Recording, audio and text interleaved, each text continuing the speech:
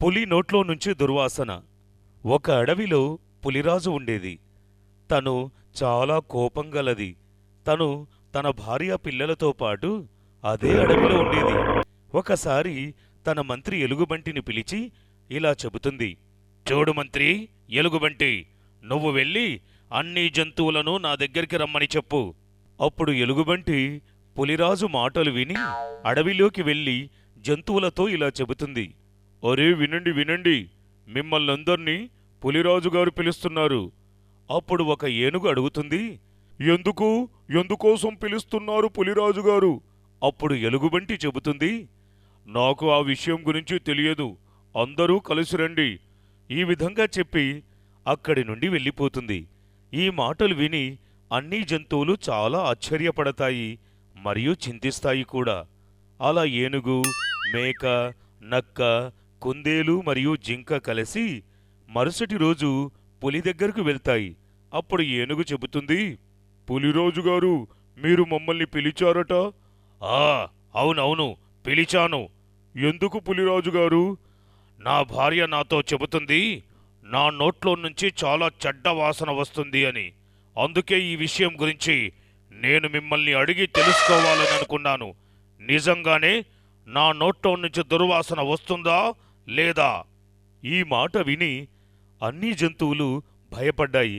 అప్పుడు పులి మొదట మేకను పిలిచి ఇలా అడుగుతుంది. ఓ మేక, నా దగ్గరకు రా. వచ్చి చెప్పు, నా నోట్లో నుండి దుర్వాసన వస్తుందా లేదా? నేనేమని చెప్పను మహారాజా, మీ నోట్లో నుంచి ఇంత దుర్వాసన వస్తుందో తెలుసా? నేనైతే ఊపిరి కూడా తీసుకోలేకపోతున్నాను. ఈ మాట విని పులికి చాలా కోపం వచ్చింది. అప్పుడు ఆ పులి ఆ మేక మీద దాడి చేసి చంపేస్తుంది. ఇదంతా చూసి జంతువులన్నీ భయపడతాయి. అప్పుడు పులి ఏనుగును పిలుస్తుంది. అరే ఏనుగు, నువ్వు వచ్చి చెప్పు, నా నోట్లో నుంచి దుర్వాసన వస్తుందా లేదా? అప్పుడు ఏనుగు వచ్చి పులితో ఇలా చెబుతుంది. అరెరెరే, లేదు లేదు మహారాజా, మీ నోట్లో నుంచి ఎంతో మంచి సువాసన వస్తుంది. మహారాజు గారు, మీ నోటి సువాసన ముందు పూల వాసన కూడా పనికిరాదు. హహో! ఈ మాట విని పులి, ఏంటి, నేను నీకు అంత తెలివి తక్కువ వాడిలా కనిపిస్తున్నానా? నువ్వు అబద్ధం చెబుతున్నావు.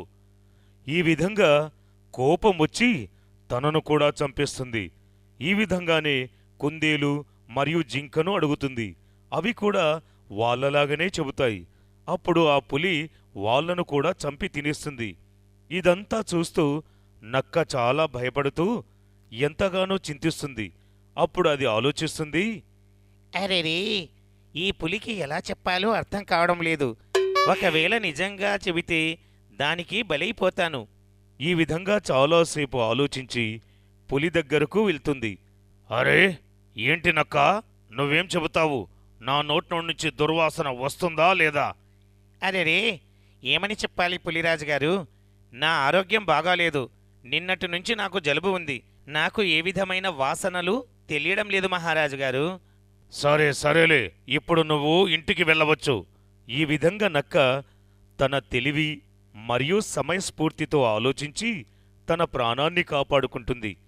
అమ్మయ్యా అమ్మయ్యా, కొత్తలో తప్పించుకున్నాన్రా బాబోయ్. లేదంటే నా పరిస్థితి కూడా అలాగే అవుతుంది, మిగిలిన జంతువులలాగా. అరే, చివరికి ఈ పులిరాజుకు ఏం కావాలి? దాని నోట్లో నుంచి అయితే చాలా దుర్వాసన వస్తుంది.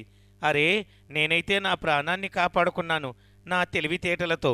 ఈ విధంగా నక్క తన తెలివితేటల వల్ల బతికిపోయాను అని సంతోషించింది. అలాగే తిరిగి తన ఇంటికి వచ్చేసింది మరియు హాయిగా నిద్రపోతుంది.